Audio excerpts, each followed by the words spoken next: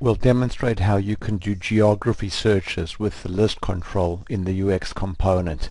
So we have here, you can see a simple list control on a UX component, and this list control is displaying data from a sample database called US Airports, which has 6,000 records in it. It has one record for every single airport in the United States, and the database happens to have a location field which is available in SQL Server, MySQL, DB2, Oracle, and other databases that support the geography data type. So each record in this database has an encoded location field which encodes the latitude and longitude of the airport. So you can see that we also have a button now that says find airports near me. So when we click this button, we're going to do a query that gets all of the records within a 100-mile radius of my current location. So we need to do this test inside a browser that supports the location object, and IE does not support that currently. So let's go over now to Chrome and run it over here in Chrome. So you can see here's our list control with all 6,000 records, and then when we go now and press find airports near me, we're going to go and do an AJAX callback. We're going to get the latitude and longitude of my current position, which is currently I'm in Massachusetts. So when I click this button, you can see we did a callback, and now we're displaying 124 records for the airports that are within 100 miles of my current location. You can also see that I've turned on debugging information at the top here, so we can see what the filter is that was applied to the database, and also what the order expression is. So the filter expression uses a function in Alpha 5's portable SQL. So this is location is within radius, and the radius center point is defined here by this latitude and longitude, which were returned by the browser to me when I clicked this button. So we first went and got the current latitude and longitude, and then we used that inside our filter expression, and then we've also ordered the results so that the airports that are closest to me appear first in the list. Then if you look at the list here, you can see that the list has group breaks in it that say that these are all the airports that are between 1 and 10 miles from me. These are airports that are between 10 and 30 miles from me, then 30 to 50 miles, and more than 50 miles. So there's a lot going on now over here, and let's go back now and see how the various aspects of this component were set up. So let's go back to the builder now, and then switch back to design mode, and then first let's look at how the list itself was configured. So I'm going to go now to the list control, and then look at the properties of this list. So we can see that the list is based on a SQL database. It's going against the US airports table, and then what we've done over here is we've turned on group breaks, and we've specified that the group break is going to be a special field called the geography radius search distance from center point.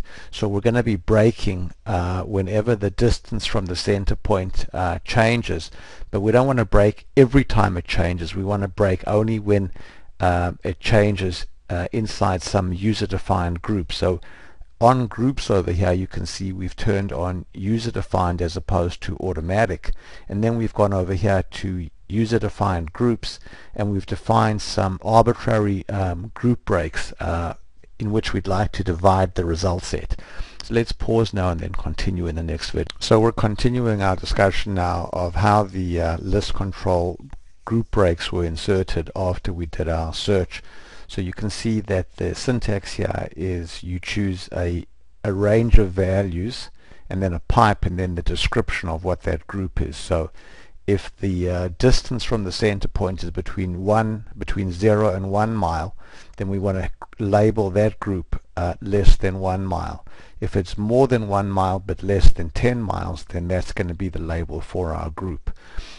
We can also optionally insert one final group that says otherwise : and then the name of the so-called catch-all group. And here we've just always done ranges, but you can also define another syntax. You can also use not equal to, so this would be a break where any record that was not equal to the USA would go into that group. Then if there's just 2 dots with no value on the right hand side of the 2 dots, that just means all values that are above that. So you can see our last entry there is 50,000 ... So that's how we've defined our groups. And you can see that the assumption that we're making over here is that these values here are all in miles. But in actual fact, that the database doesn't return the distance from the center point in miles. It returns them in whatever units the database is configured to use, which is typically meters. So you can see that there's a prompt here called geography units, and this is where you can specify that the database is going to be returning values in meters, but my group breaks are defined using miles. So that's how we've set that up over there. So then you can see the rest of the list is just very simple. We're displaying the name, city, and state. So the key point about the way the list has been set up is that we've turned group breaks on, and that the break field is the special system field here called geography radius search dash distance from center point. So now that we've seen how the list itself is configured, let's go and look at how the button that does the search is configured. And before I bring up the builder here, I'll point out that you can see we've placed a placeholder over here on the control list, and this is where we're going to display debugging information. So let's go back now to this button and click it. We're using the built-in action in action JavaScript called filter records in a list. So if we go and edit this, we can see that the list that we're going to be filtering is called list 1. In this case, there is only one list on this component, but there it is. And that we're going to be using SQL as our syntax. And then we've said show debugging information. So the debugging information shows you what the actual where clause and order clause were that were applied to the backend database. And we've said that the debugging information should be shown in this control placeholder 1. But now this is where the actual search itself is defined. So let's bring up the builder here, and we can see that in the builder now, when we choose the add button, instead of choosing a control on the screen that contains the value that you want to search for, we've just chosen a geography proximity search. So that's a special kind of search. And then once we've defined that, we just go here and say which field in the underlying table contains the geography data. So in this case, the field in that US airports table is the location field. You can see here its data type is geography. And then we've specified the setting for where the center point for the search should be obtained from. So currently we've set get the center point from the current location. So that's going to read the device's current location and use that as the center point. But there are other options for the center point. So let's pause now and pick that up in the next video. So we're continuing our discussion now of how geography searches are performed on the list control. And you can see here that the center point for the search can also be obtained by getting by reading a lat-long value, latitude and longitude value, from some control on the component, or it can be read by reading an address from a control on the component, and then the address will be geocoded on the server to get an actual latitude and longitude value to use as the center point. So if you want to actually type in an explicit address, then instead of typing in a control name here, you would just prefix the control name with the word value colon. So you can see here that we had this set to current location, so we're going to read the current location from the device. Then the radius of the search right now has been hard-coded to 100 miles, but we could have read the radius from a control on the screen. So instead of setting the radius to an explicit value, we could let the user enter a radius in a control on the component, and then we would read the value from that control.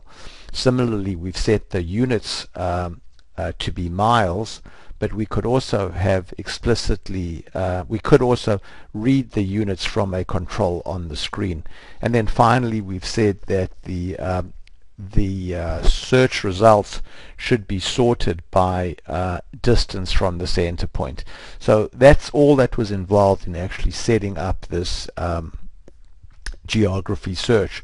And there's a great deal of flexibility here, you can see, because the center point for the search could be the current location, or could be any location that that your application requires, and so there's a great deal of flexibility here in how the current location, the center point of the search, is obtained. So let's go back now and then save this now, and let's go ahead now and run it again, and we'll see everything working as described. So currently we're seeing all 6,700 rows. Click the button, an AJAX callback takes place, and now here's our list over here with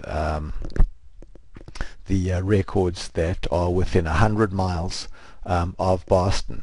So let's pause now, and then in the next video let's show how we can turn this component here into a mobile application that shows the same data.